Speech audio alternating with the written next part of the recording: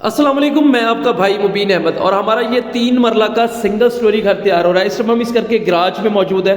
बड़े साइज का गराज जहाँ टाइल फ्लोरिंग बड़ी ज़बरदस्त सी रखी गई है और गराज में आपको एक वाशरूम मिल जाता है खूबसूरत सी सीट के ऑप्शन के साथ। और यहाँ पर आपको जो है सीढ़ियाँ जिन पर बड़ा खूबसूरत से रीलिंग का भी काम होने वाला वो करवा के देंगे। एक खूबसूरत सा किचन बड़ा ज़बरदस्त सा तैयार किया जा रहा है जिसमें कैबिन आपके मुकम्मल रेडी टू मूव होंगे।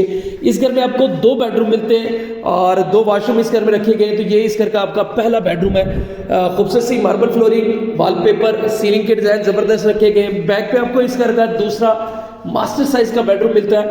तो ये आपको खूबसूरत से वॉलपेपर मिलेंगे, अटैच बाथ, वेंटिलेशन, बेहतरीन नक्शा इंशाल्लाह तैयार किया गया खूबसूरत से अंदाज में। New green city housing society Lahore में ये घर आता है और इस घर की तफसील वीडियो मेरे चैनल पे मौजूद है, पाक प्रॉपर्टी चैनल के नाम से यूट्यूब चैनल। वहां पर जाकर मुकम्मल वीडियो भी देख सकते हैं। सिर्फ ही 35 लाख रुपए, 35 लाख रुपए में ये घर मिल जाएगा।